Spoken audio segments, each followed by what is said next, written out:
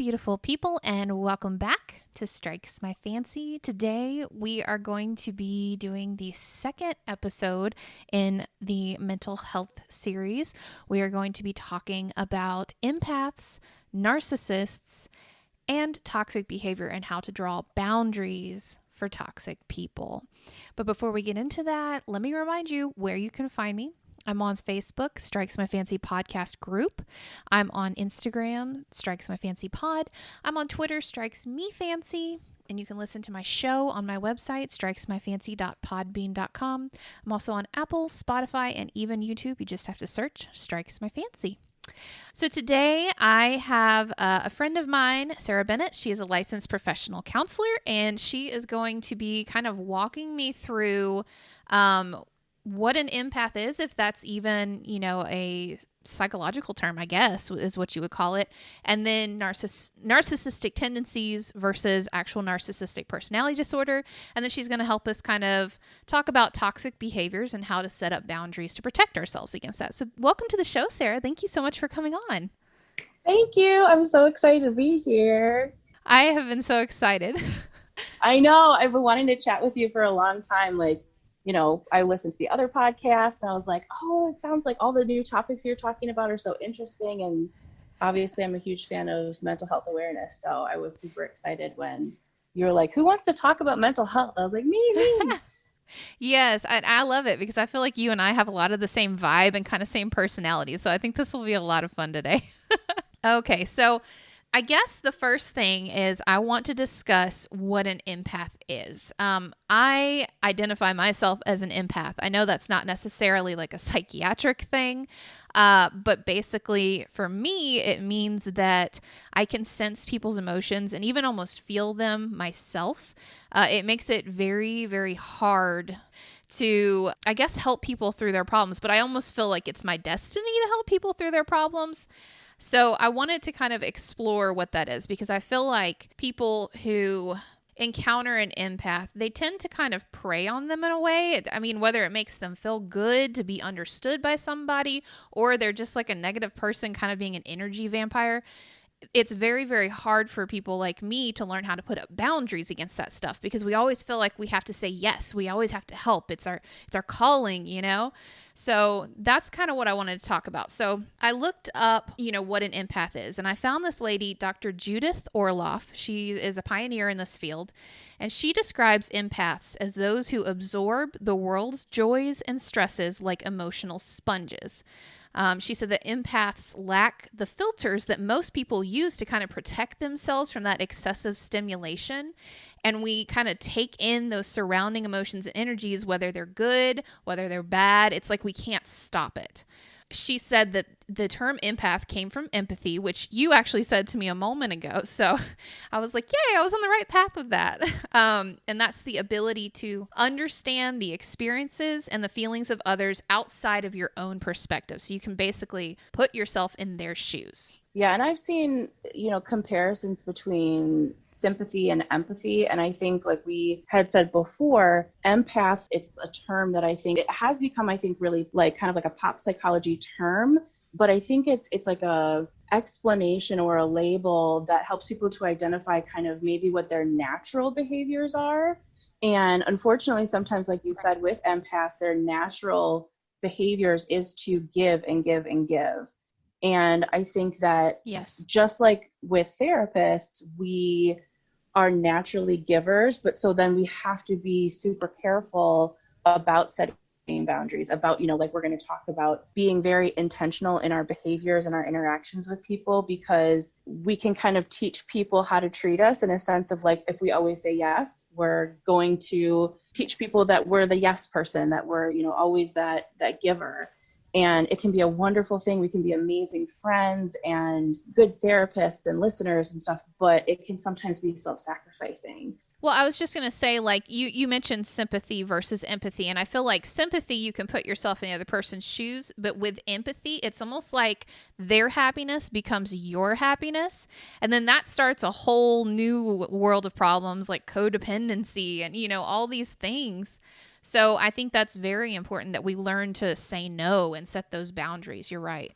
Yeah, and when I talk about the word empath kind of being a pop culture term, I don't consider myself an empath, but I consider the fact that I'm a natural giver and it comes naturally to me to want to help others and to reach out to others and to try to put myself in their shoes. But I feel things very intensely, with which we'll talk about, like what empaths tend to do and how they behave and what comes naturally to them. But I feel like maybe this is just a learned skill, as I'm able to, and I have to in my work, set a good boundary and set Yes. almost like have that filter that you talked about. Like I can be kind of a sponge, but I have the ability to squeeze that sponge out so it doesn't, it's like when you wash dishes and the sponge, like if you keep the water in it and you set it on the sink and you don't squeeze it out, it's going to get moldy.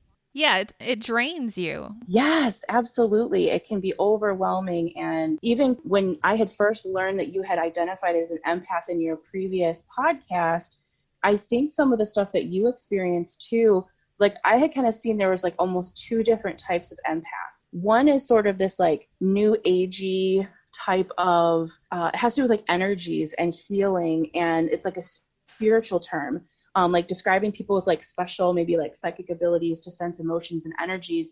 But it Yeah. has this kind of spirituality, almost paranormal type of, psychics and stuff like that. But I think a lot of stuff, like what we're talking about or what we're going to focus on, really has to do with that the person who really is that sponge of emotions and maybe doesn't have the skills or education to kind of have that in a spiritual healer type of way.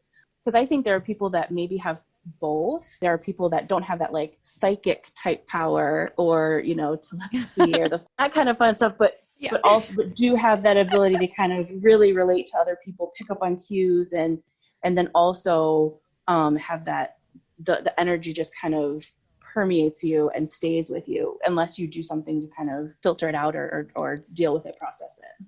And I really appreciate you making that distinction, because I did realize on that the former podcast, Good Luck Sleeping, that I co-hosted, I did realize that I had, even further abilities with that, but I definitely want to focus in on the people that don't necessarily have it go further, like just the people that experience, way too much stimulation and they don't know how to say no, because I think there's a lot of people that struggle with that in today's society, Mm-hmm. especially. And it kind of leads to some characteristics of an empath that I kind of looked up, because I had to myself figure out, well, why do people consider themselves empaths? Not necessarily empathic, but an empath. Like, how do people identify?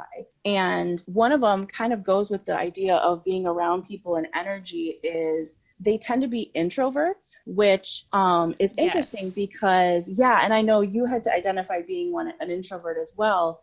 And a lot of people don't understand that being an introvert versus an extrovert has to do with where you get your energy from or how you like recharge your batteries.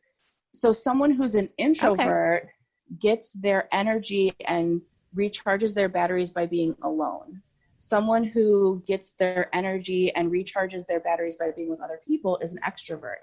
It doesn't necessarily have anything to do with being shy or being outgoing. It's actually where you get your energy and how you recharge. That's like actually Myers-Briggs like definition of it. Yeah, so I'm not surprised when I heard that, because a lot of times people that I know that identify as being empaths find themselves being overwhelmed by crowds and lots of people, and they can do it. They can go to a concert or go to a convention, but then when they're done, they feel very drained.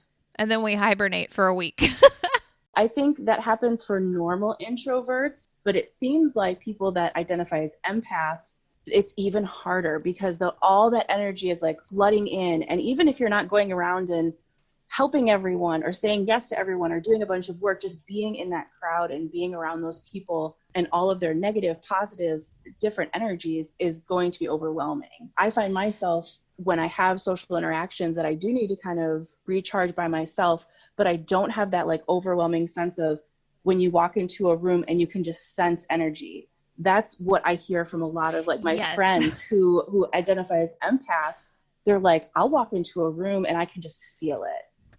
I'll get what I call like my little spidey tingle. It's like my spidey sense. And I'll just, I'll get a name in my head and I'm like, this person needs me right now. I need to check in on them. And then I'll check in on them and they're like, yeah, man, I'm going through a rough time. And I was like, I knew it.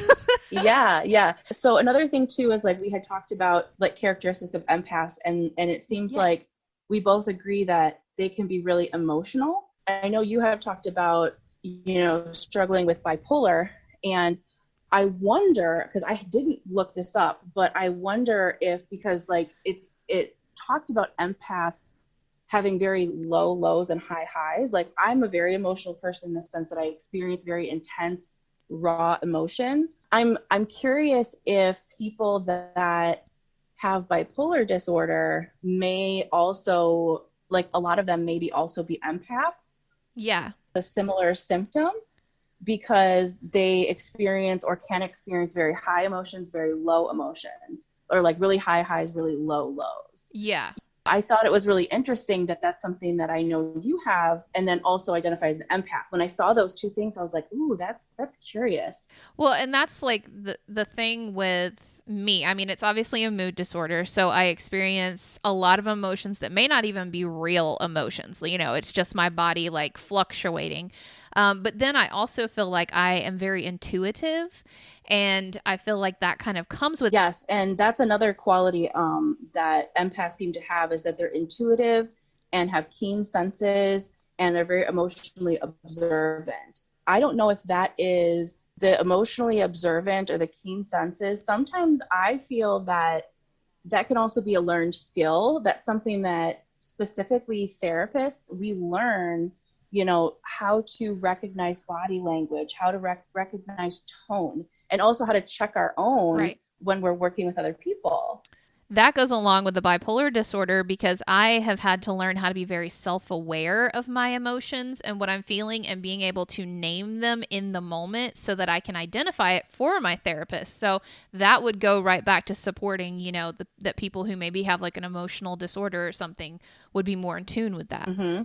And going also along with when I said it may be, it'd be interesting to research if people who experience certain mental illnesses or mental health issues are also empaths. Is it also the research that I did said that they can be empaths can be susceptible to fatigue, anxiety, and depression, and I think that that's Oh, probably a huge thing because of the fact yeah. that I think they struggle with their natural instincts go against sometimes having healthy boundaries, having healthy relationships, and maybe even getting into relationships with people who may intentionally or unintentionally take advantage of that. They can also be really self-neglecting, and in this sense of, like you said, even you have to be aware of what you need, be aware of your own emotions, because you can just, you want to say yes all the time, you have trouble saying no. And I think the main thing is that these are like behaviors that empaths tend to do because it's natural for them. It seems right, it feels good, but then in the long run, Right. sometimes it ends up not being so good. It ends up being, again, self-sacrificing or self-neglecting. Well, and it's very difficult too because this is true for me anyway. People seem to just hone in on the fact that I can sense their pain. And I honestly, like, people come to me all the time with their problems, wanting advice. And it's almost like I'm a free therapist, and I don't know if I put that out into the world. Like, I come across as like this motherly type of person that you can talk to. But I know a lot of empaths deal with that as people kind of come to you, dump their problems on you, and then you're like, fix it all up. They go off and you're still dealing with like the emotional baggage of it. Yes, and I think that might be the difference, or could be the difference between an empath who naturally can do that but hasn't maybe been trained like a therapist To let are. go. Yes, we are naturally trained, and even, I know a lot of therapists, and I'm even guilty of this too, that still struggle with that. Sometimes there are things that we experience or hear from clients and we need to unload, or we need to process, that we can't, it's not like we're like, cold, where it's like, okay, you come in and then I just forget about you. It's more of like, I have to only carry it so much. Something that I had to learn as a therapist. If I take on their problems as my own, I'm almost doing them a disservice, in that I almost am treating them like they can't handle their own problems. And I really like to empower, act in a way that you can't handle this, I got you. That takes away their power. It takes away their maybe, hope that they can do this without you at some point.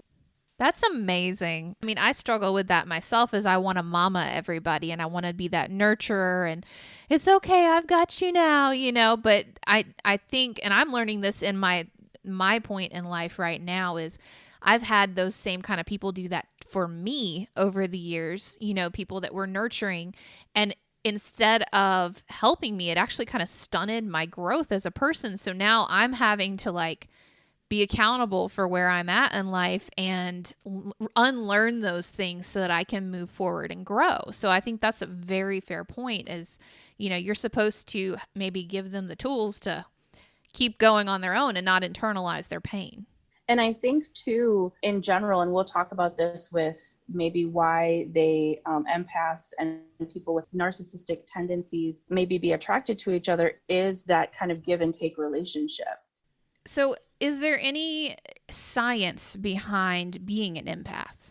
So that's interesting that you say that, because when I was researching what an empath was, I really wanted to look at, is there a diagnosable reason for an empath? So it was on lawofattraction.com, and they came up with a couple different reasons why scientifically empaths may exist. And I think a lot of these studies come from research just on empathy in general. The first one talks about sensory processing disorder. So this is a condition that makes the affected individual's brain struggle to work through the information absorbed from the world around them.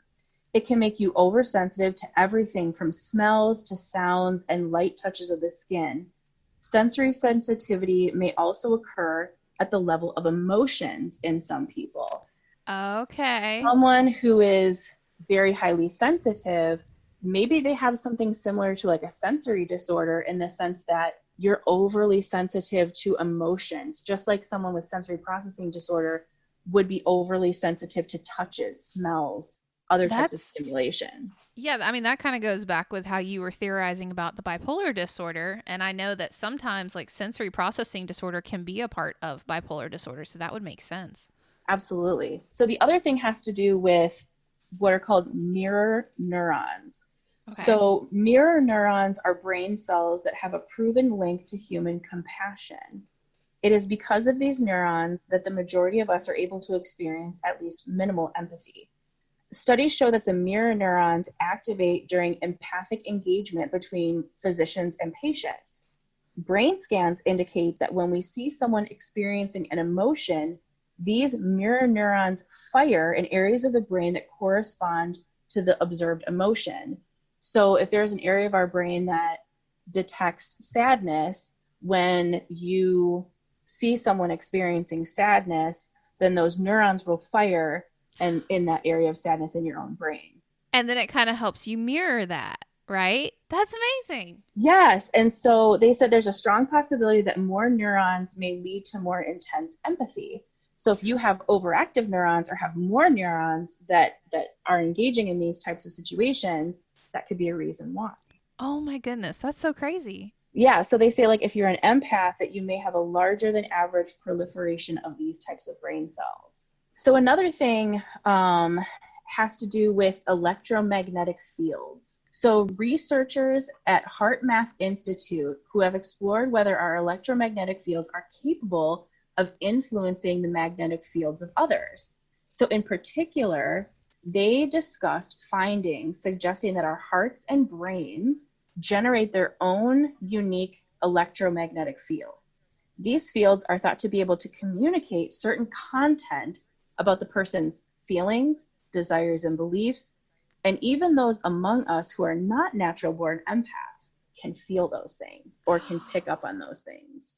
That's so cool. I feel like if you were going new agey, that would be like sensing auras, And they say that empaths tend to have a heightened sensitivity to electromagnetic fields by the hearts and brains of people that are in their vicinity. And that could be why I'm so sensitive to paranormal stuff. Right. This could be maybe you pick up electromagnetic fields. I'm an EMF detector. Right. They say that that ghosts and spirits, their electricity, their energy, And so if you are sensitive, because that maybe you're sensitive in both of those capacities. Yeah, I mean, I am. We're all made up of energy. That's so crazy. I love it because I feel like that puts a little bit of science behind paranormal, which, you know, me with good luck sleeping, that's near and dear to my heart. So another thing is about hormones and brain chemicals. So studies on dopamine levels in the general population indicate that introverted people are more sensitive to dopamine than compared to extroverted individuals. So this means that introverted people tend to need lower levels of dopamine in order to experience happiness and pleasure. So again, we talked about empaths tending to be introverted people. So if you're an introverted empath, you may just be more sensitive to small chemical changes in the body, including those that are induced by contact with other people. You may be sensing their chemical changes. They might have an intense chemical change, and you can pick up on it because you're sensitive to chemical changes. Dude, I am geeking out over here. This is amazing. Right? I feel so understood. And again, these are all theories, and I think a lot of these have to do with empathy, but empathy and empaths, they're hand in hand. That's kind of where it comes from. One of the other theories is about emotional contagion or emotion contagion. So it's a documented phenomenon. It helps to explain how and why we pick up the feelings of those around us. Even the average individual is impacted by emotional contagion. For example, babies cry when they hear other infants become upset. Plus, if one person exhibits signs of anxiety, then it can quickly begin to spread throughout a bigger group.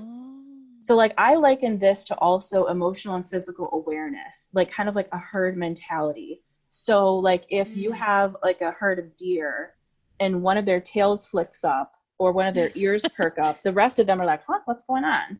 And that really has to do with survival. You have to not only, you know, be aware of what's going on around you in the sense of like your individual self, but if another person or another animal in the herd is acting in a certain way or maybe feeling a certain way, if you don't pick up on that, you may be the last one to run and then you're bye-bye.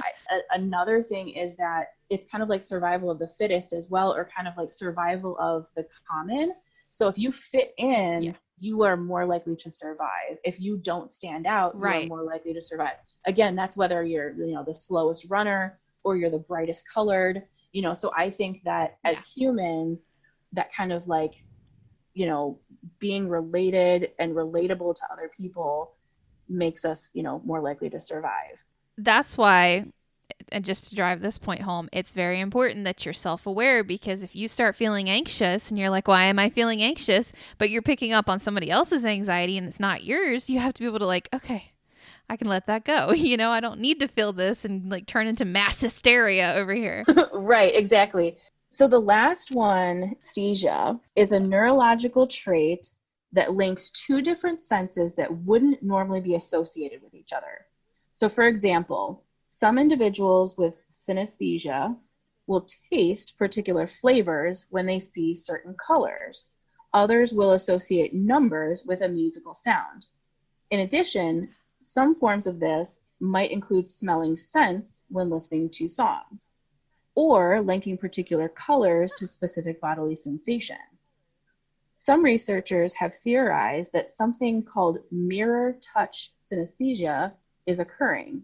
This type of condition would allow the empath to literally feel what other people are feeling. This is described as though these emotions are originating in their own bodies and not outside of them. On this view, excessive empathy is a medically benign neurological abnormality. So we're just super weird. And that's the thing is like, I think some of these scientific reasons are fascinating, but at the same time, some of it is like, wait a minute, is this my brain misfiring, or is this my brain doing something different than the average person? So again, it's kind of like, you know, people that let's say have autism may be very intellectually, you know, superior. They're geniuses. So it's almost like their deficits or struggles in one area actually can be a gift in other areas. So it's funny when we look at empathy, or look at Right. empaths to be like, oh, you might have this gift, but man, it's like could come with some problems. But also too is like, Yeah. your brain's not working right, or your Yeah. brain is overactive.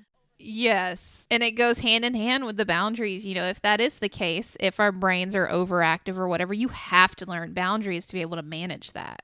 Absolutely, just like with any other mental health condition. So they also say that intense empathy isn't supernatural. Rather, it's an evolved form of intuition that may relate to a range of biological and psychological differences between you and other individuals. So again, it could be these scientific, biological, chemically stuff.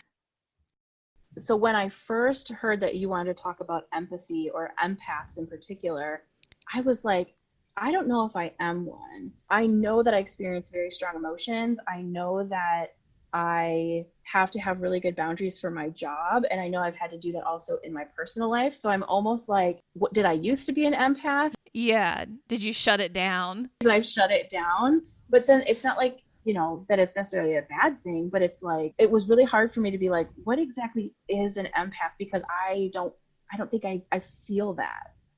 For me, it's so they talk about an anxiety, you have intrusive thoughts. For me, the empath part is like intrusive feelings. So I just start feeling something and I have to kind of step back from it and be like, why am I feeling this? What am I supposed to do with this? Is this my feeling? Is this someone else's feeling? And you just kind of have to learn to manage it rather than let it run away with you.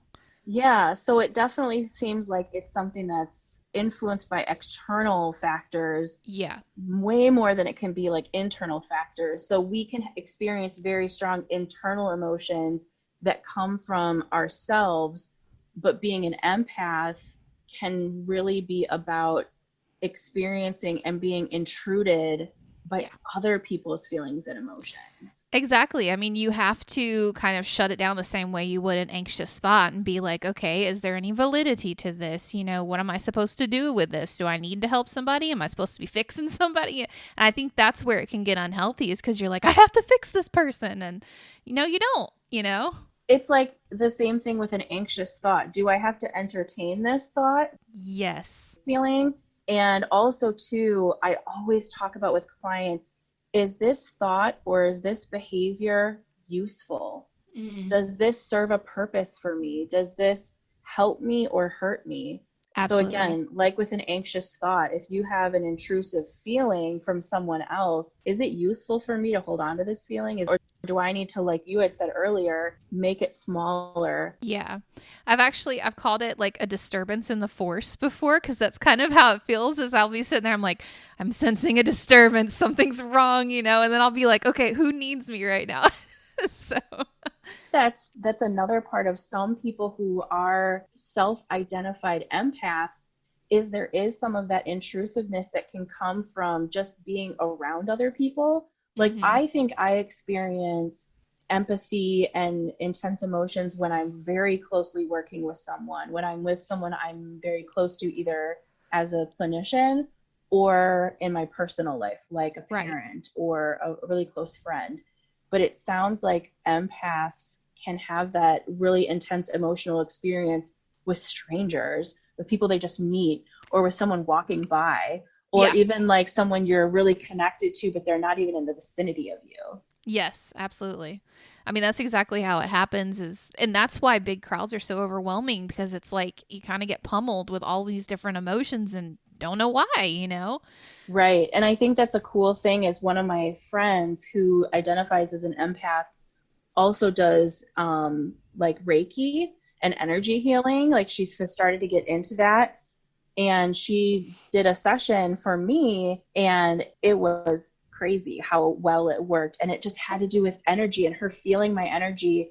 And she was able to identify in my body where I had pain that I had not told her where I had pain, because she said she could feel the energy. That's so cool. After the session, I said, oh, there was a pain in my back that I had. And we didn't talk about where I had pain or anything before the session. And so she has this also kind of new agey sort of healing energy ability. In addition, she's also a therapist too, but Yeah. she has to set very strong boundaries for herself not just within therapy and relationships, but just with like the aura and energies of people around her when she goes and does certain things. I've heard of people, I believe in the psychic world or whatever, they're called light workers. And somebody's actually asked me if I was one, and I was like, I don't know. But I've been interested in that, and I've wanted to dive into that in another series. So that's really cool that you bring that up. I love that it worked for you. Right. It was really cool. And I was like, like, I didn't know if it was going to You're work simply skeptical. because it wasn't that I was skeptical. It was more of like, I don't experience this, but I'm also super open to anything. Like Yeah. I love new Same. experiences, but I was like, well, again, I don't experience that. So I believe that it's there, but I haven't experienced it. So then when I did experience it and I could feel, she didn't even touch me. And there was like tingling and warmth and her being in certain places. I was like, ooh, I feel it. Like you had talked about your That's spidey awesome. sense. I was like, ooh, I'm feeling her spidey sense around me. That's It was awesome. amazing. Yeah. I've experienced that during meditation before. You feel like your body's kind of buzzing and vibrating, and you're like, I'm just laying here, but it's you're taking that moment to kind of heal your energy. Absolutely. And I think that's one of the reasons that puts some validity in some of the scientific versions or scientific reasons for empathy is having to do with energy, having to do Yeah. with electromagnetic fields and all that kind of stuff. So you've got these people, these empaths who are giving and they want to fix problems, and maybe they struggle with creating boundaries. And then that's a lot of give, give, give. And then you enter someone with a narcissistic tendency that's more take, take, take. And they come in and sort of drain the empath in a way. So what I read on narcissists, to me, when I thought of narcissists, it was almost kind of like this big monster in my head. I've encountered them in my own life, but I wanted to kind of break it down to be something not so scary and a little more like, everybody has humanity. We all have flaws. And I wanted to try and understand the narcissist, even if it was just to figure out how to counteract it, narcissistic tendencies, even. So they actually, from what I understand, they lack empathy. Is that right? Narcissistic personality disorder specifically kind of falls within the personality disorders.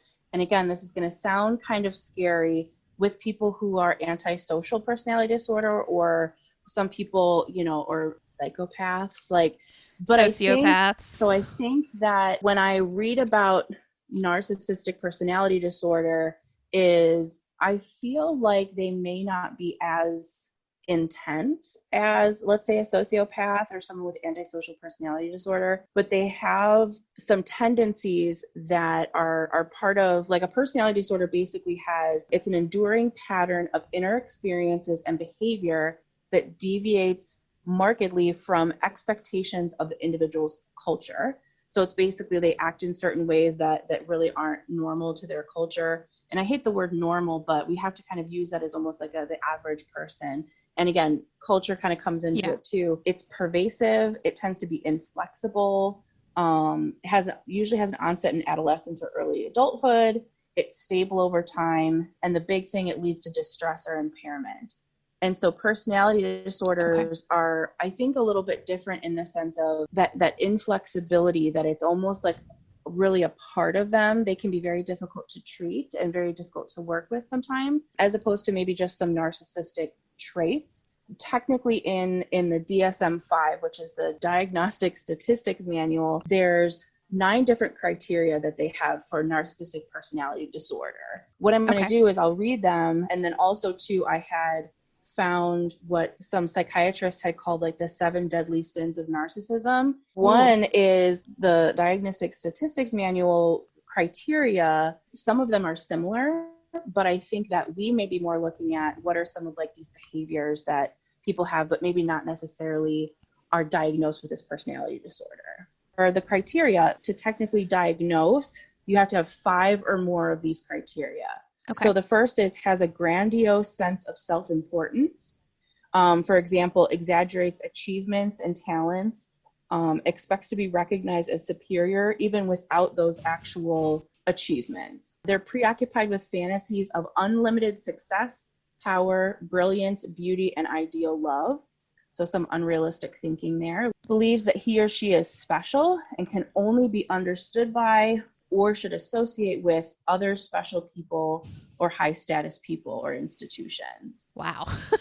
They self-isolate. Yeah, definitely. I think they tend to just believe that maybe others aren't worthy. So let me ask this question. I actually have an episode coming out shortly after this one comes out, and we explored what a psychopath and a sociopath are. With those two, the psychopath especially is able to kind of mimic normal behavior and blend in. Mm. Is the narcissist able to do that? Because it talks about with the psychopath that they can be surrounded by quote unquote friends. You know, they look like a normal person, like Ted Bundy, you know, fits in, real charming and everything. But would you say that a narcissist is like charming and might have a bunch of friends around, or are they more like isolating?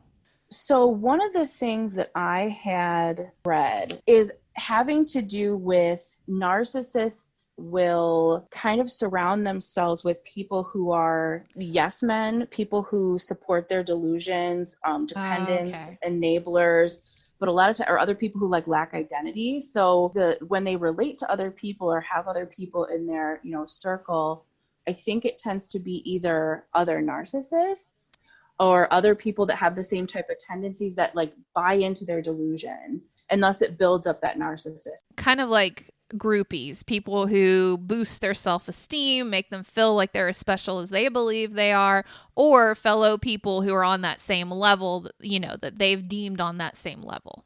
Yes, I think so. And narcissists may have really negative relationships, but also maybe some really what they think are positive relationships. But I think it has to do with that give and take, where it's beneficial for them in some way. Okay. It's not necessarily any sort of deep connection. I think it has to do with like a transactional type of relationship. Okay, so basically they're using people. It's a take kind of relationship. I think so. Whether it's intentional or not, I think that's the big Yeah. thing when it comes to getting away from that monster type of image, is that they may not actually have self-awareness at all, that they're Okay. doing these things. So the other thing, like you had kind of said, is one of the other criteria is that they require excessive admiration. What isn't a criteria but is very common is that they have a very low self-esteem. Their self-esteem is very fragile. But they act completely opposite of that. Absolutely, yes. They also have like the other criteria is have a sense of entitlement, which is like an unrealistic expectation of especially favorable treatment or automatic compliance with his or her expectations. So again, not realizing that other people may not agree. They might get angry or upset if other people don't automatically comply with what they're requesting or what they want. Interpersonally exploitative, takes advantage of others to achieve his or her own ends, kind of what we were just talking about.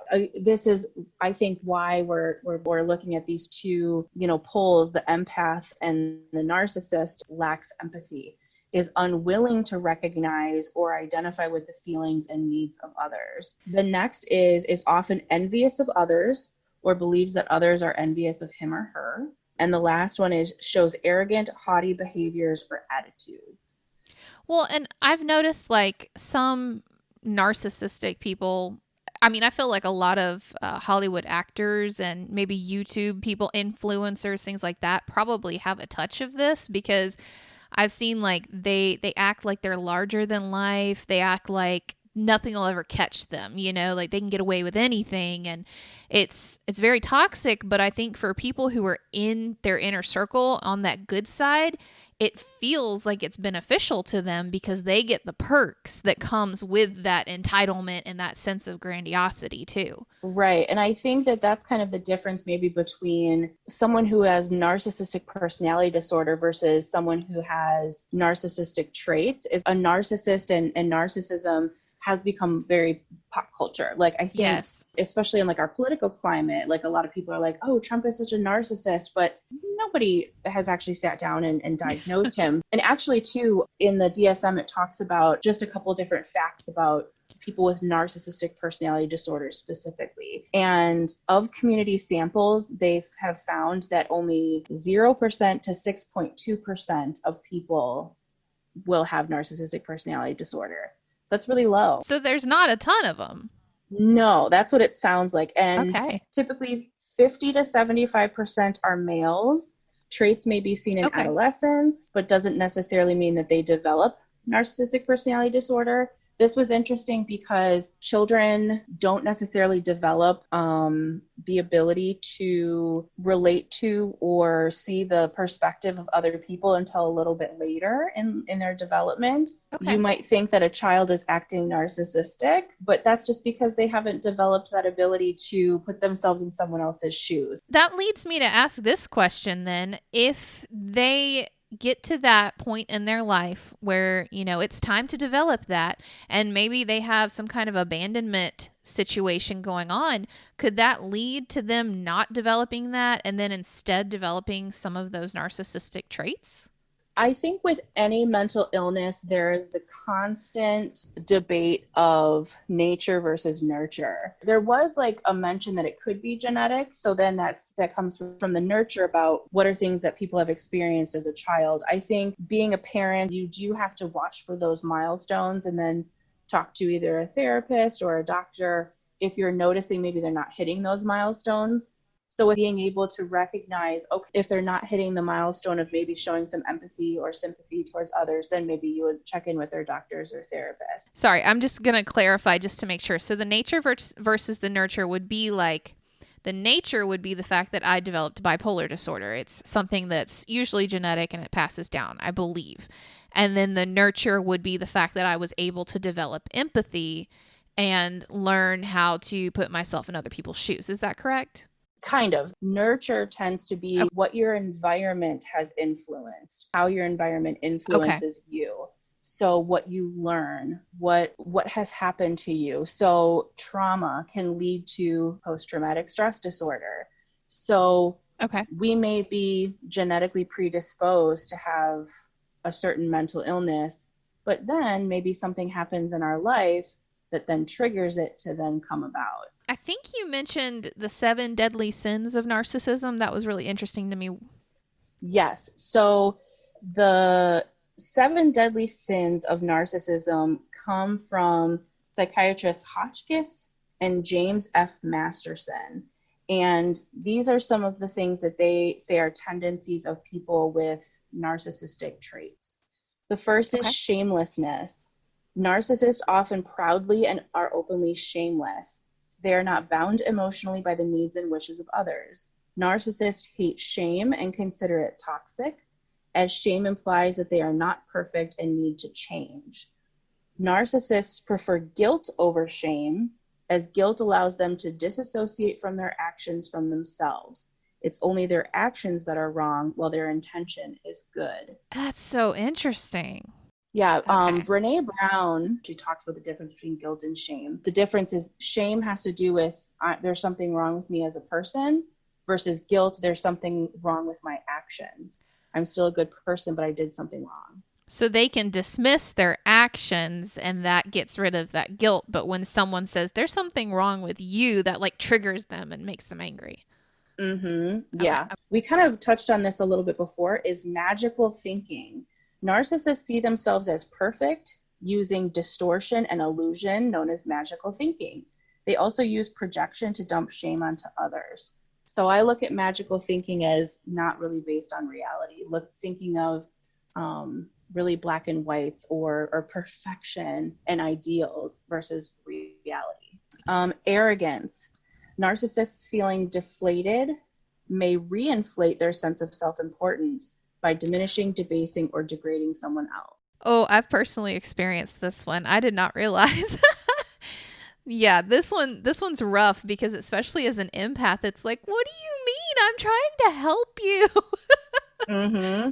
Again, this goes kind of off, I think, the feeding off of other people's pain, or when they're feeling down, when their self-esteem or their guilt is coming up, they'll use other people to help themselves feel better. It's like putting someone else down to make yourself feel better. Yeah. Envy. Narcissists may secure a sense of superiority in the face of another person's ability by using contempt to minimize the other person's achievements.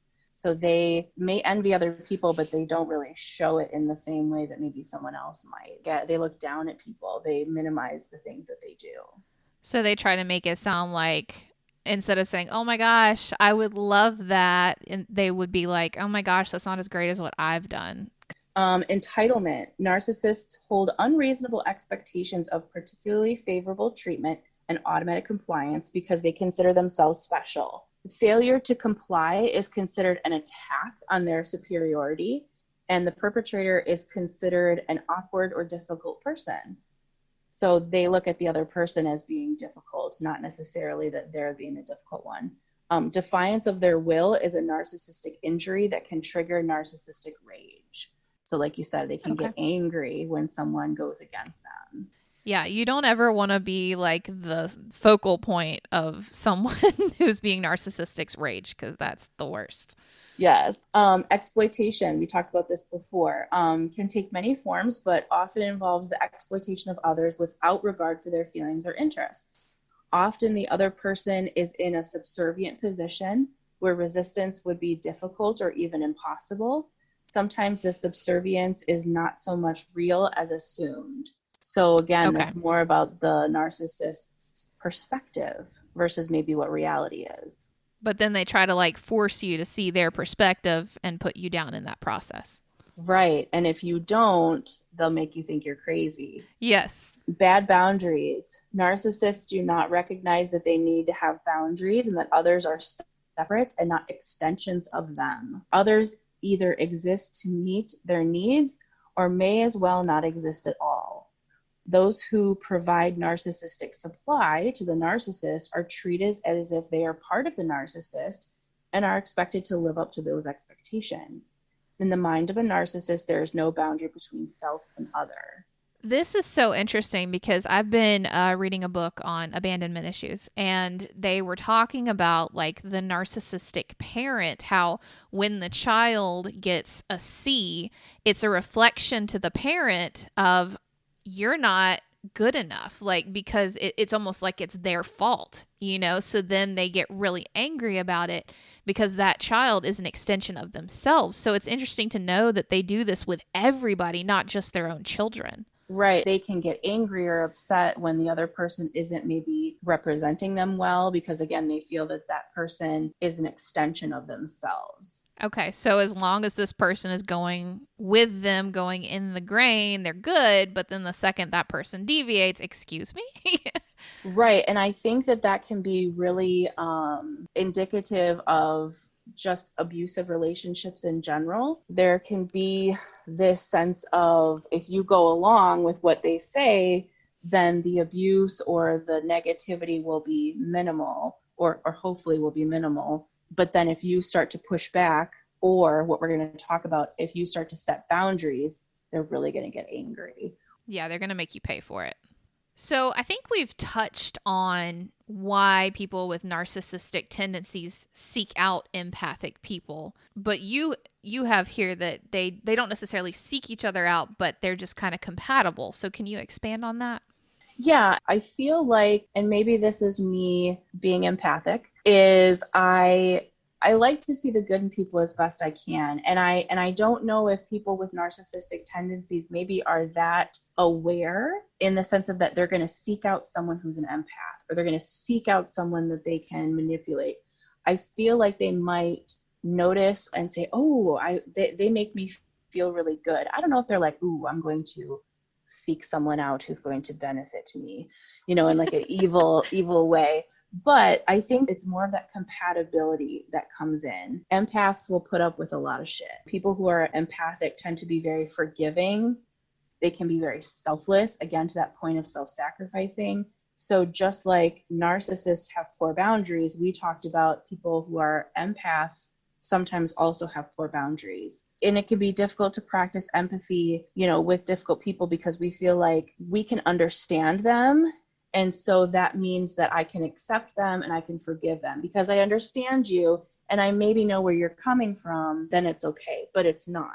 But as empaths, it Absolutely. goes against our nature to not accept, to not forgive, to not be understanding. Yeah. Well, and I know, like, for me personally, up until like probably this year, honestly, I kind of just let people push me as far as they wanted to because I felt like I understood them. I felt like they needed me. I put up with a lot of stuff. And sometimes I'll be like, okay, that's it. I can't take any more, end of this. And I'll take a break. And then in a couple of months, if they reach back out and they're like, hey, I'd really like to work things out. Like if they're truly wanting to work things out, it's okay. But then if it's like a narcissistic person or someone with those tendencies, you're just entering back into that trauma all over again because you're like, well, maybe they really do want to work it out, and you're such a giving person as an empath that you're willing to give them a second, a third, fourth, however many chances, especially if you like love the person. So I guess that leads into what are some of these toxic traits that we experience and how can we recognize them? And then subsequently, we're going to talk about putting up boundaries. Right. So we've talked about some of these things already without maybe actually naming them. So again, poor boundaries, we've talked about that. So codependency can be one where, again, that very interlinked, very enmeshed relationship, the difficulty in identifying two separate people as opposed to one entity. You become an extension of that person. You're not your own person. Diversion and distraction. So if you start to maybe talk about some of the negative tendencies, or if you were to criticize that person, they will distract you or they will divert your attention so you don't have to focus on that. Lying and twisting of stories. So supporting their distorted reality by changing up the story about maybe what really happened. They always talk about there's two sides of every story and then there's the truth. And I think narcissists tend to manipulate stories to control the perception of other people. Shaming and guilt tripping. We talked about that a little bit, like the idea of shame and kind of judging or attacking that person's character. Manipulation and bullying. We look at bullying a lot in our culture now, and a lot of times we find that bullies may have a tendency to have really negative, like at home experiences or rough family lives. It happens with narcissistic people is that they need other people to validate their shaky self-esteem. So in order for others to agree with them, these other people need to either be terribly unhealthy themselves or unable to recognize these toxic tendencies, and then they manipulate those people. Or the narcissist will lie and manipulate and present stories that are not actually true. Again, going with that lying and twisting stories. Can also convince others who are maybe like their groupies to bully the target even further. So having a partner or having a friend that then will become almost like their sidekick in tearing down this other person. Okay. Projection. So presenting others in a way that is actually a reflection of themselves. If someone is jealous, the narcissists tend to actually be jealous. If the other person is untrustworthy, the narcissist is actually being untrustworthy. Oh. So I've seen this a lot just with people that I've known in my own life. Like, say someone is being really suspicious and like accusing their partner that they're cheating or whatever, and then it's actually the other person was the one cheating, and they were all, like on edge because that was where their head. So that's kind of the same thing. Okay. Yes. Yeah. I know. I hear that a lot in people being unfaithful, that can be a thing. We touched on this a little bit before and we didn't label it. It's gaslighting. And that's very common. It's psychological manipulation in which a person or a group covertly sows seeds of doubt in a targeted individual or group, making them question their own memory, perception, or judgment, using denial, misdirection, contradiction, and misinformation. Gaslighting involves attempts to destabilize the victim and delegitimize the victim's beliefs. So what can happen is they can withhold information from the victim. They can counter information to fit the abuser's perspective, discounting information, using verbal abuse, sometimes in the form of jokes. This one drives me insane. So of this list, the two I've experienced personally the most are codependency and gaslighting. I did not know what gaslighting was until last year, but this is so true. I mean, it's even from just like everyday things like, what's wrong with you, idiot? Like making you think that you're stupid out of nowhere, to what you were just saying, Oh gosh, it just flew out of my head because I just got so worked up. Using joke. Or, you're so sensitive and all this stuff. And you're like, what are you talking about? I'm just talking about how I feel. Yeah. And I think sometimes the joke can come off of, if let's say they say something like they put you down, or they say, yeah, like you're such a weakling, or you're so stupid. And then if you say that really hurt my feelings, and they'll say, well, I was joking, like it was just a joke, like don't take it so seriously. Yeah. That's really, minimizing your experience, Yeah. minimizing, what your perception is.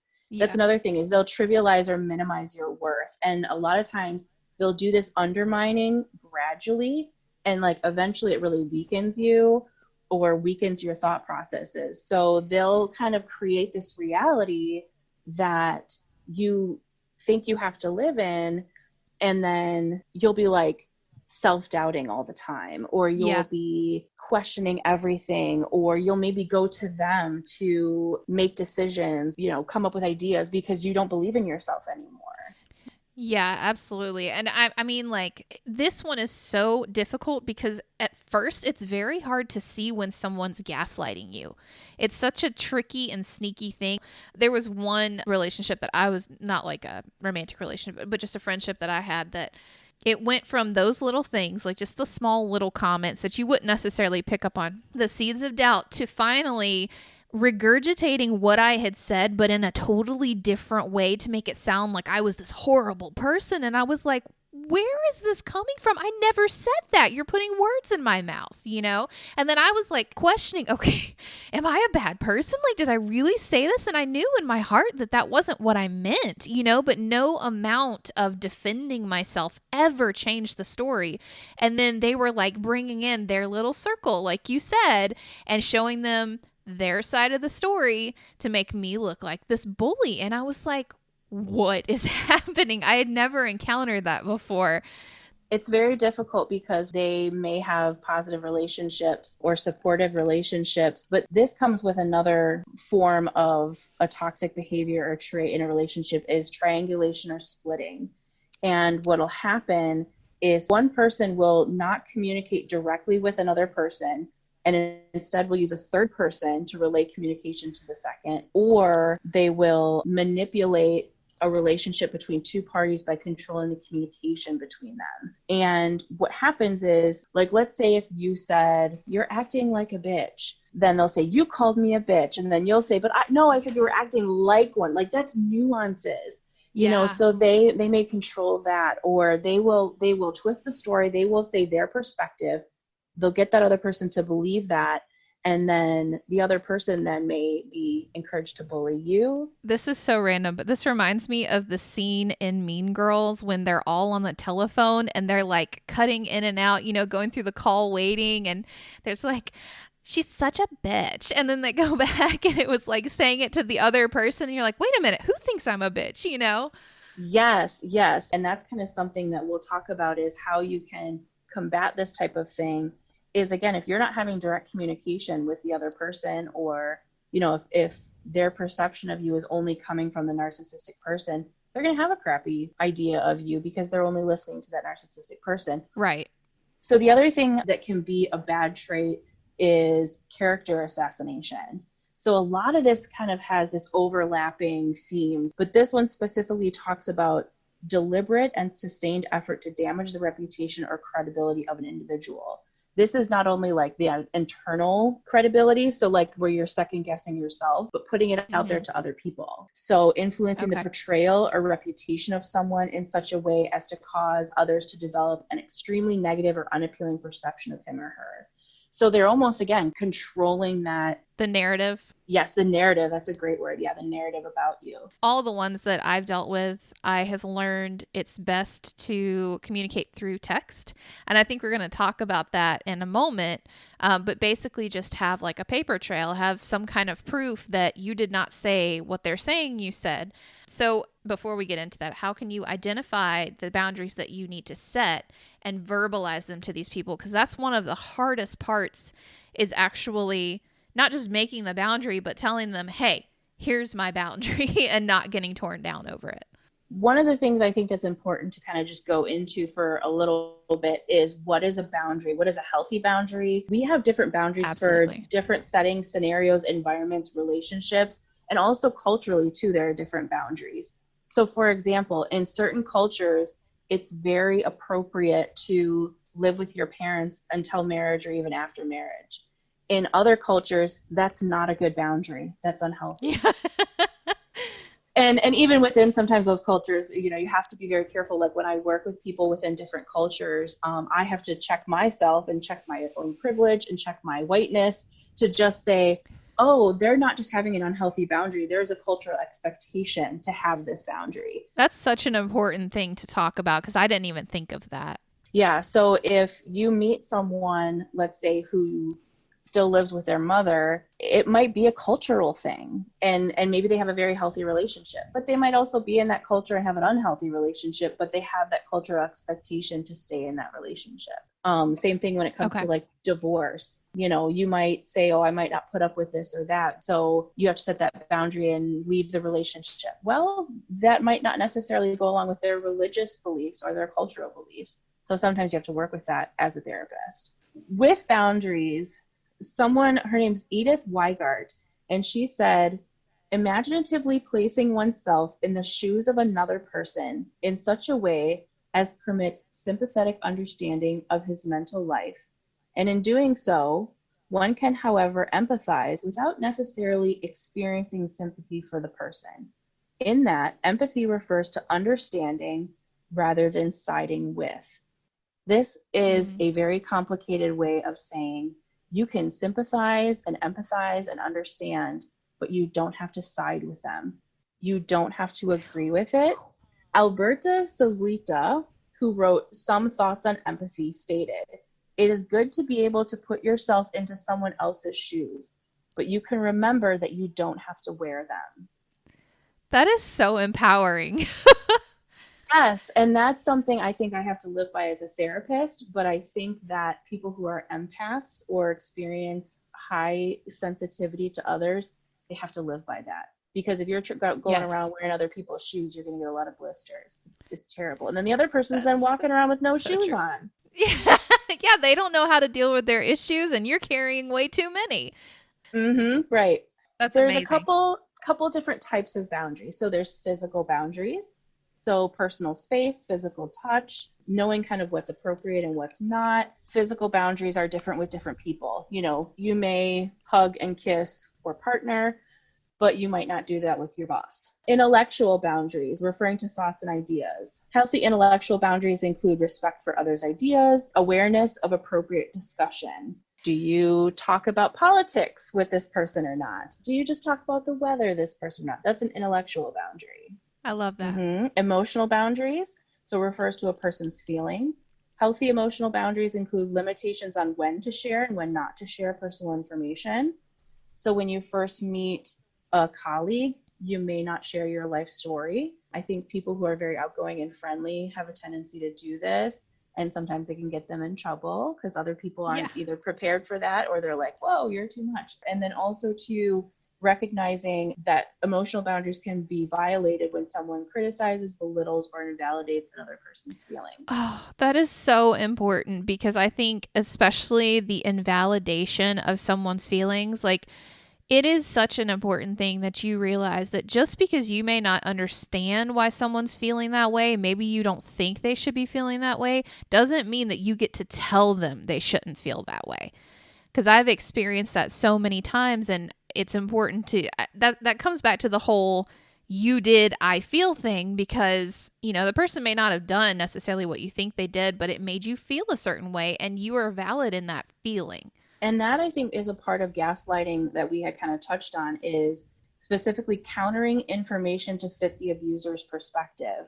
So, Mm-hmm. and it says abuser because it's just, I think it's an abusive trait. But again, that your perspective doesn't fit my perspective. Your feelings don't fit my perspective of the story or situation. And then they'll belittle it, manipulate it, criticize it. Yes. One of the other ones is, of course, sexual boundaries. They also can kind of like, this one can come together in emotional, intellectual, and physical aspects of sexuality. Healthy sexual boundaries involve mutual understanding of respective limitations and desires between sexual partners. They can be violated by unwanted sexual touch, pressure to engage in sexual acts, leering, and sexual comments. This is a hard one too, because, in marriage and stuff, like, there's this idea that you belong to each other and your bodies belong to each other. But if someone's not feeling it one night, it doesn't make it okay to cross that boundary and, force that touch.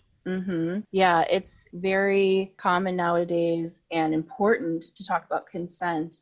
And it's interesting because we forget sometimes consent even within marriages and even within long-term relationships or even shorter relationships. You get to a certain point. Once I've kissed you once, that means I can continue to kiss you. And that's not always true. I saw this really amazing little cartoon about consent in general. And it talked about borrowing someone's car. So let's say you are allowed to borrow someone's car to go to work one day, and then you come over the next day and just take the car. And the person's like, wait a minute, where's my car? Exactly. And you're like, well, you gave me permission to use it yesterday, so now I can use it today. And it's like, that's not how consent works.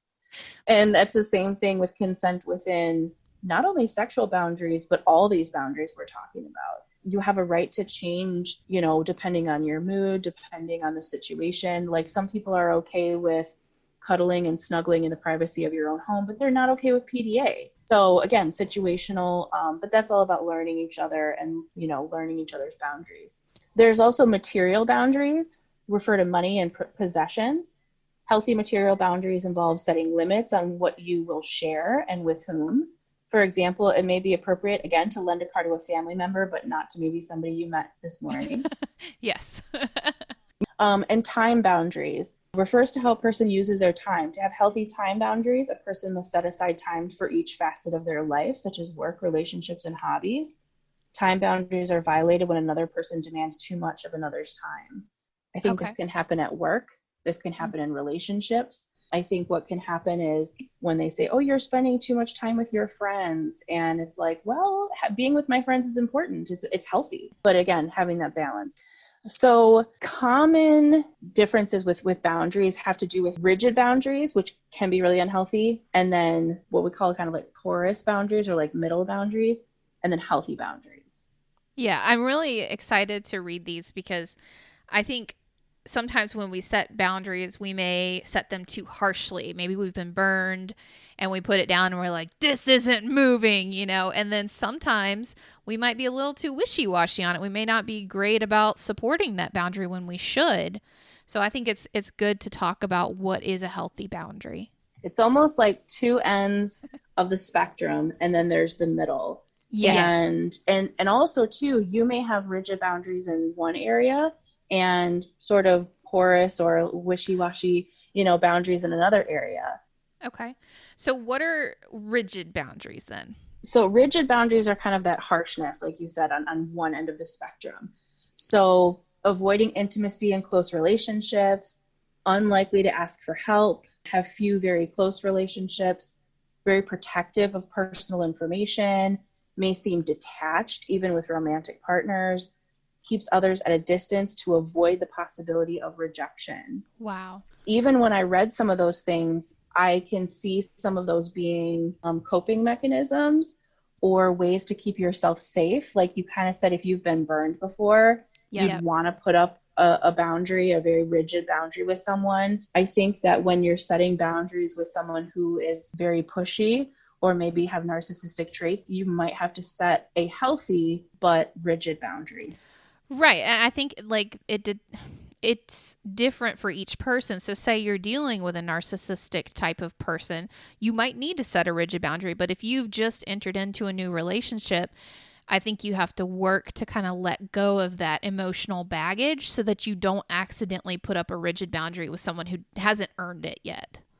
Right. It's interesting you say that when it comes to dating or getting to know people, is because if you are very protective of your personal information in a new relationship, that's probably not going to go well. But if Yeah. you also are oversharing, that might not also go well too. So you have to kind of find Absolutely. the middle ground. But sometimes you meet someone who you really are feeling safe with, feeling attracted to. And I say attracted to in can be a romantic or a not romantic sense.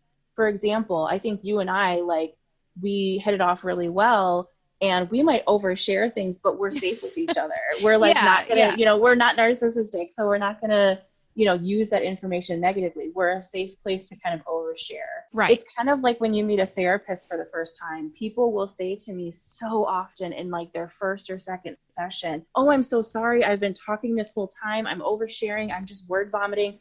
And I have to remind them, this space is for you. Like, this is what it's for. Like, I am grateful that you're oversharing. And so it's funny because people aren't used to that being a healthy thing, but in certain places it can be very healthy. The rigid boundary of maybe not sharing personal information, that can be very useful and very healthy in some work settings. And again, with some people who may use that information against you. Right. So I guess you just kind of have to take a step back and examine, does this person deserve a rigid boundary, or is this someone that I can open up to? I think that you have to gauge that within, again, each situation, each relationship. And I think once you learn who is safe and who isn't safe, that's when you can then kind of appropriately share or act in certain ways with them. Right.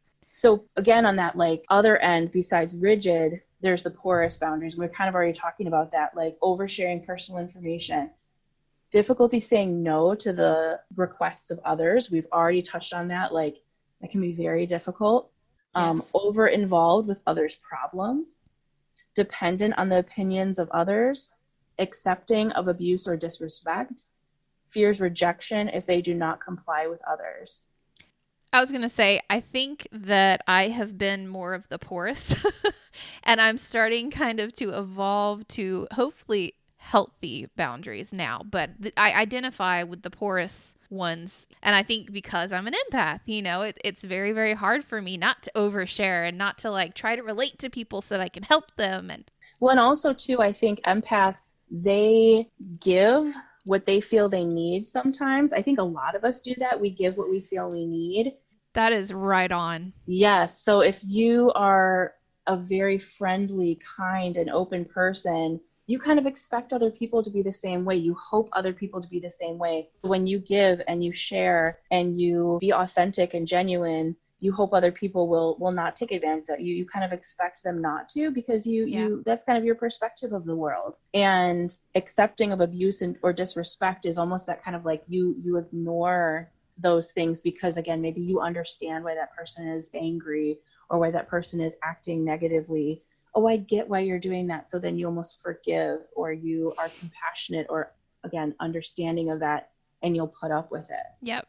I completely agree. Yeah. And so the healthy end of things, or middle ground of things, is valuing your own opinions, doesn't compromise values for others, shares personal information in an appropriate way, does not over or undershare, again, kind of depending on the situation, knows personal wants and needs and can communicate them, and accepting when others say no to them. I think also knowing when to say no to other people. Absolutely. Having good boundaries can lead to some really difficult times, but then eventually can lead to really good times.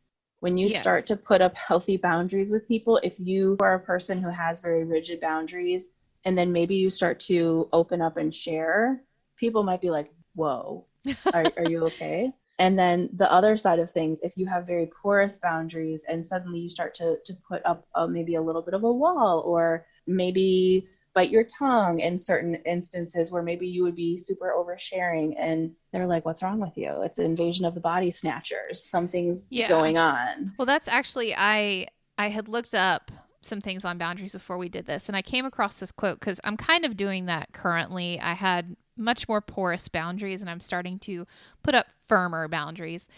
And it says, "What do boundaries feel like? It's not my job to fix others. It's okay if others get angry.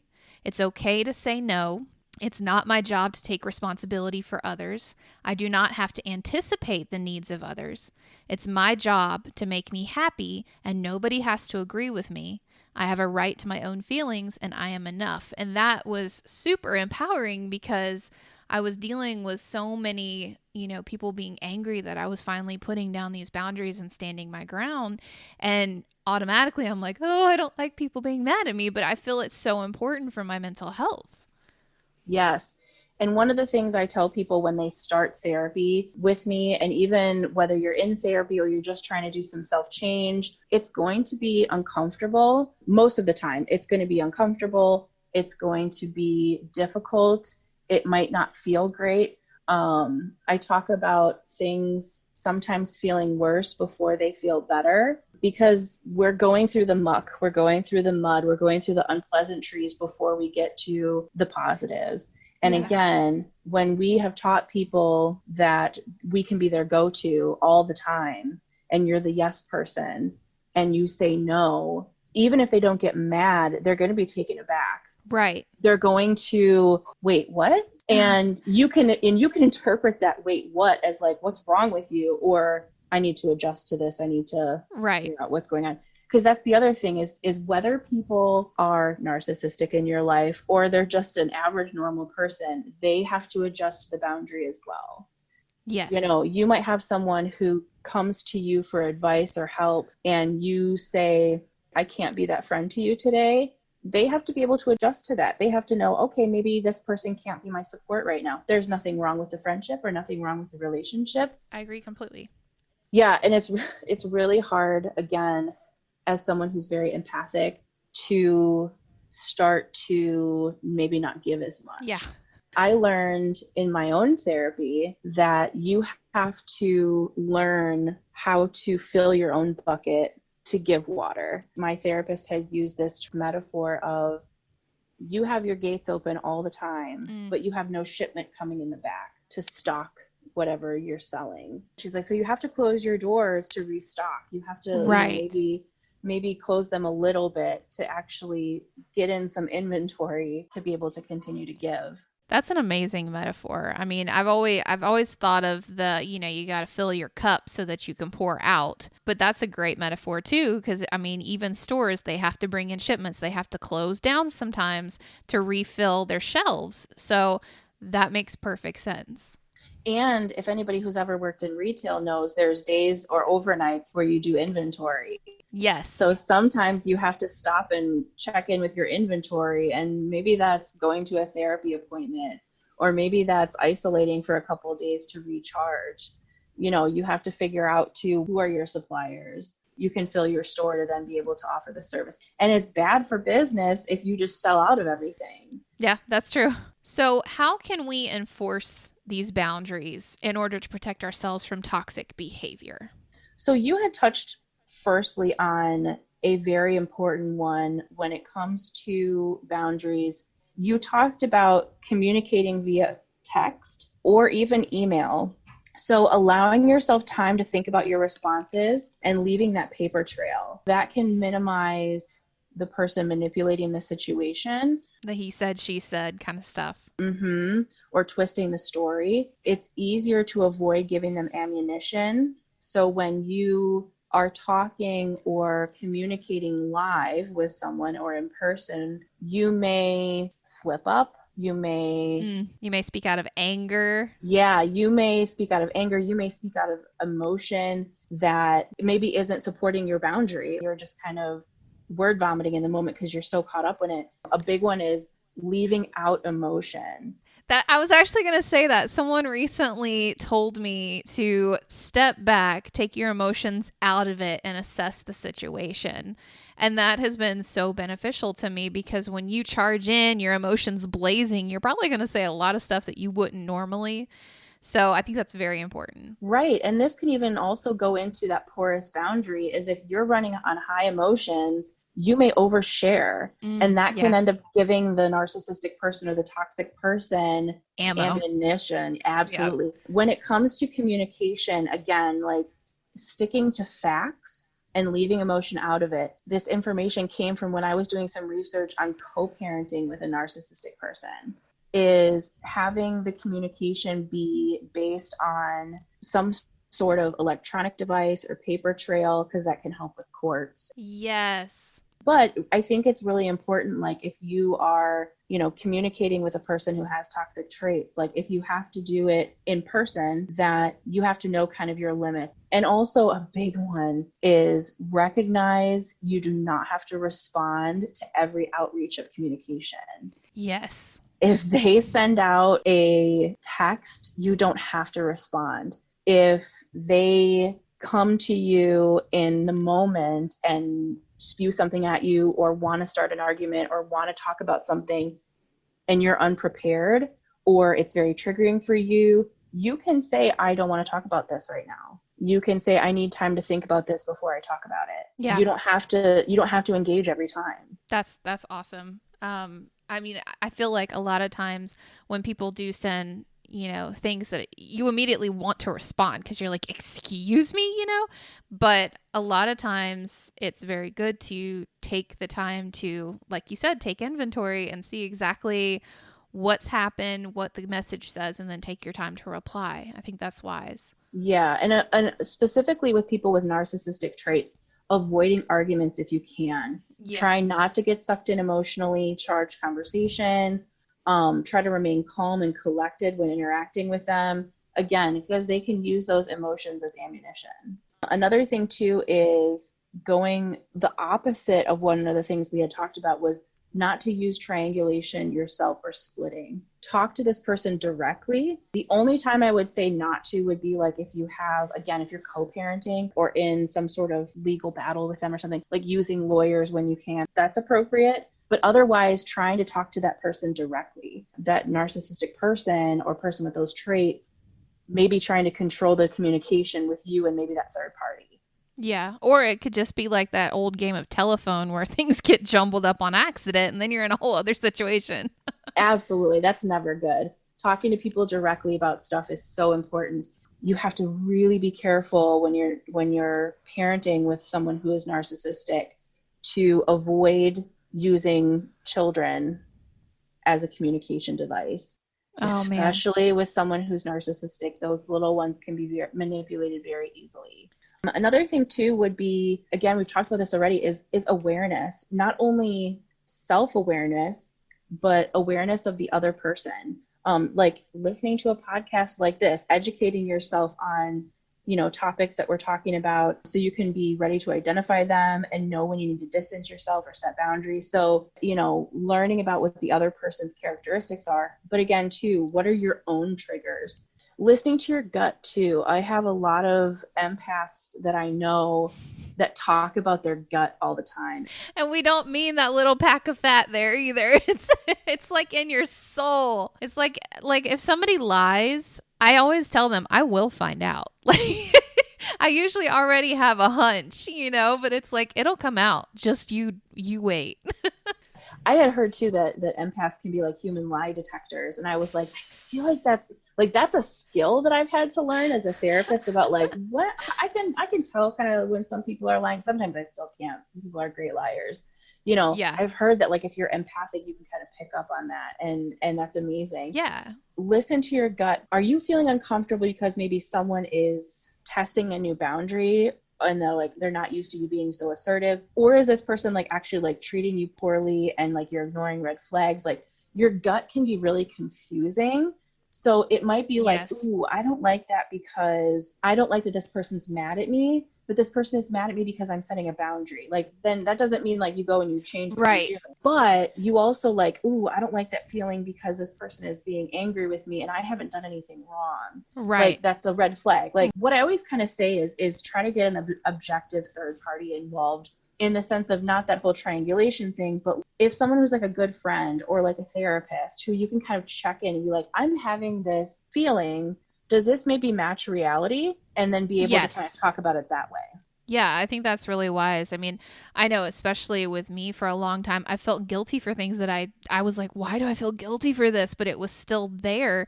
And it was just, maybe pushed back because I was setting a boundary or something like that. And that doesn't mean that guilt is valid. I had to kind of take my emotions out of it and be like, no, this is a healthy boundary that I'm having to set, and they're just going to have to deal with it. But I think it's easy to kind of go back to past experiences. Maybe if you have been in some kind of relationship with a narcissistic person, and to immediately think, oh my gosh, this person's attacking me, but they're not. They're just trying to adjust to your boundary, like you said earlier. Yeah, like you can have really healthy relationships with people. And if you have to put kind of a blanket boundary up with folks, let's say you are a yes person and you've decided that part of your healthy new lifestyle is going to be to say no. You may have someone who is very needy or clingy and unhealthy that is going to push back with that boundary when you say no. Right. You may have a really good friend that actually is very empowering and you have great times with, but you have to say no. And if they want to do plans, because you need to have your alone time or you need to have your recharge time. And those people will also need to adjust to your boundary. It doesn't necessarily define your relationship as good or bad if they struggle with this new boundary. I think Right. it's more of like when you're communicating why you're having a boundary or the need for the boundary. And if that person is like, whatever, that's stupid, then maybe it's an Yeah. unhealthy relationship. But if they're like, oh, Yeah. okay, I can see the need for that. Like, I get it. Like, you take your time for you. You just let me know when you're free or you're feeling better. Those are the good ones. Yeah. So another thing when it comes to setting boundaries, clients, is assertiveness. So just like there's a scale or a spectrum for boundaries, there's a spectrum for how you place these boundaries. So there's aggressiveness, there's assertiveness, and there's passive aggressiveness. I think that people who are empaths sometimes can be more passive aggressive because they don't like to be aggressive and they don't know how to be assertive. It's not necessarily that you're Right. bad. It's just that you're like, I don't know how to set this boundary and I'm not used to it. And it's hard. So we don't want to be aggressive, which can be, mean or rigid, but we don't want to be passive Mm-hmm. either. So there's assertiveness. When you're being assertive, you are valuing your opinion. You may be valuing the other person's opinion, but you are being consistent and being unwavering. A way to do that is being a broken record. The broken record technique is really good in the sense of like, you're not giving them any more ammunition.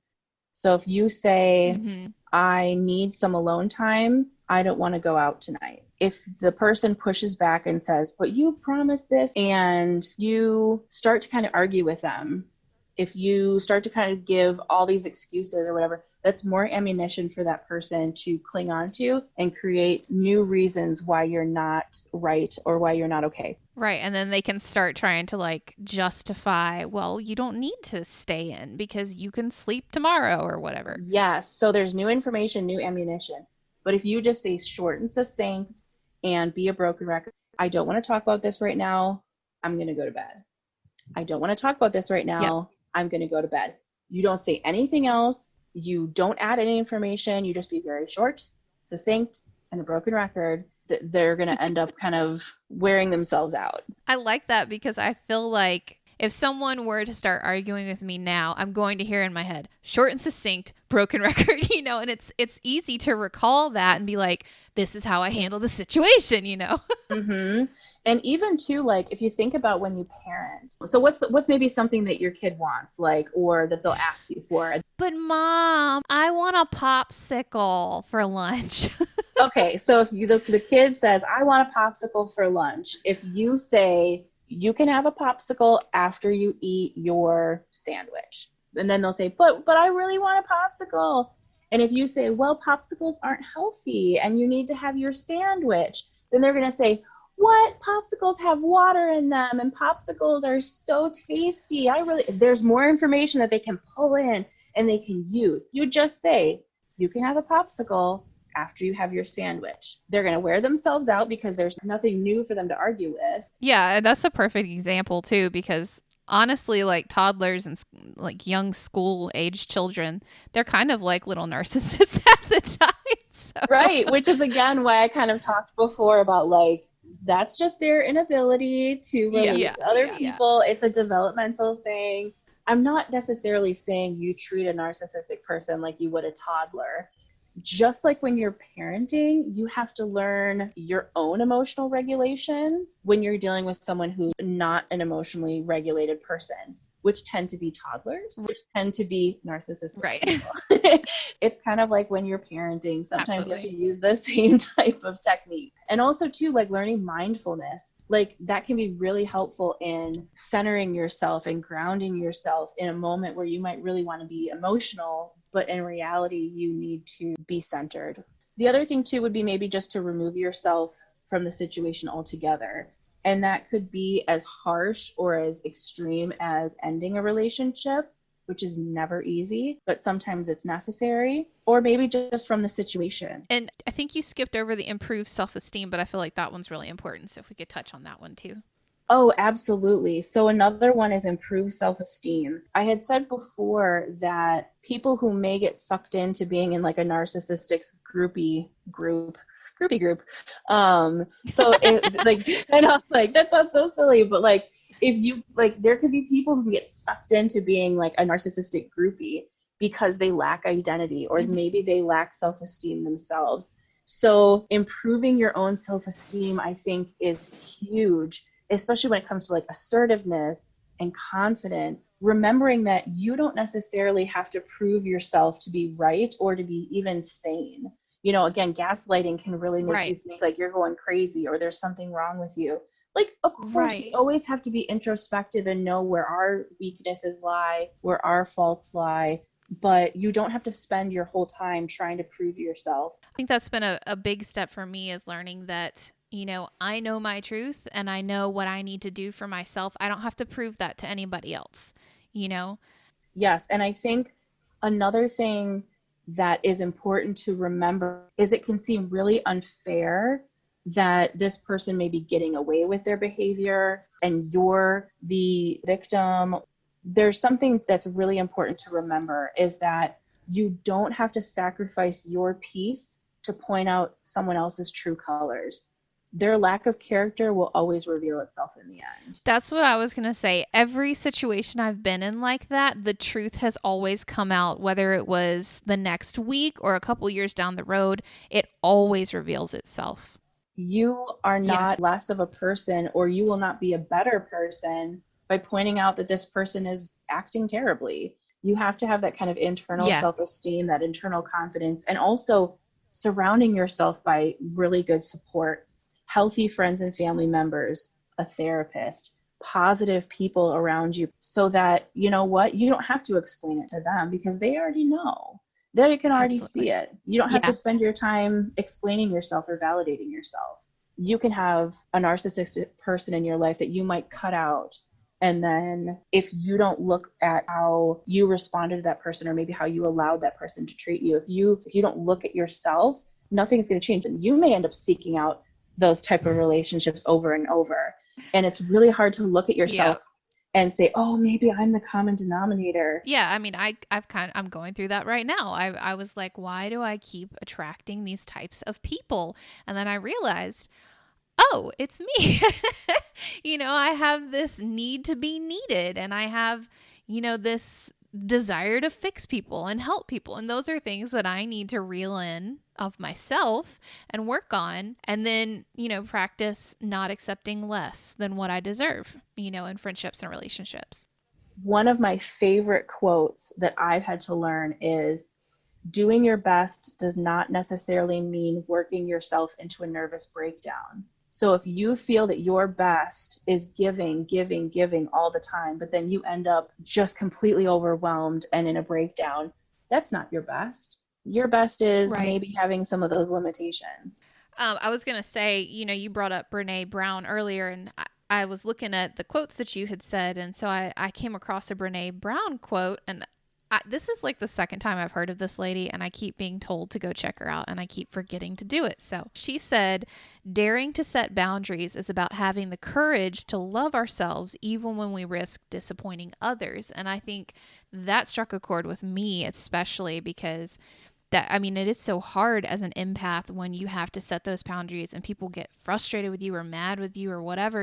It's like you want to take the boundary back because you're so afraid of feeling that that anger from them or whatever, that disappointment from them.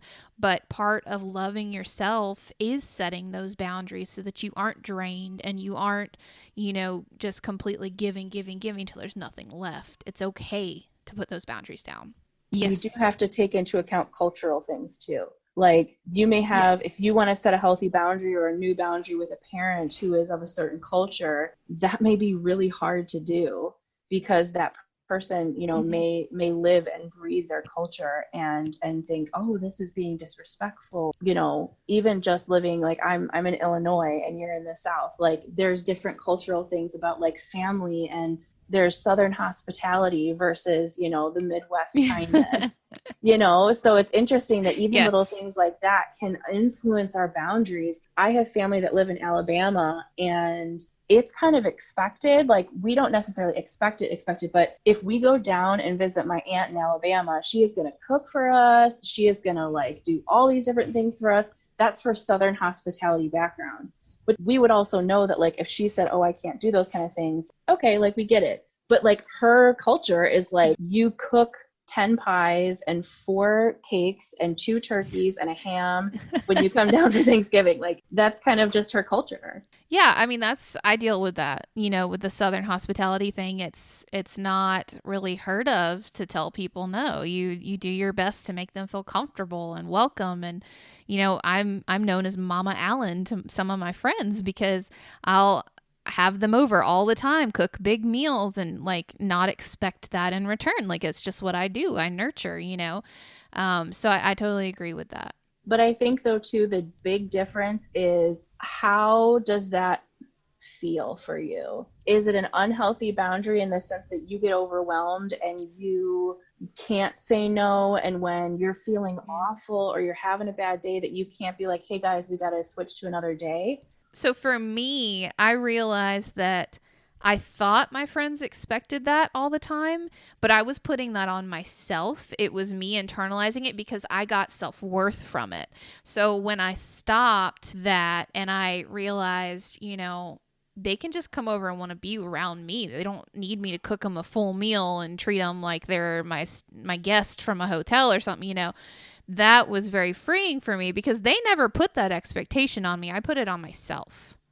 And I think that's the big thing is I know some friends of mine who love to host, and they are Pinterest queens, and they love making the cutest like Halloween little carved shrunken head apples bobbing in cider. Like they love that kind of stuff, but that really fulfills them, but they don't feel like they have to do it. They do it because they love it. So there's a difference too Right. between what's fulfilling for you, what feels good, what fills your bucket, what's your inventory coming in, versus what is something that becomes a Well, I burden. feel like I have learned so much and I feel empowered, honestly. I mean, talking through this, I feel like I know how to set better boundaries. I know how to stand behind them as well. But, I feel really understood. And I hope that this helps other people identify maybe some toxic traits or toxic behaviors that they're being exposed to and set those boundaries as well. So thank you so much for coming on. I really appreciate you being here. And this was so enlightening.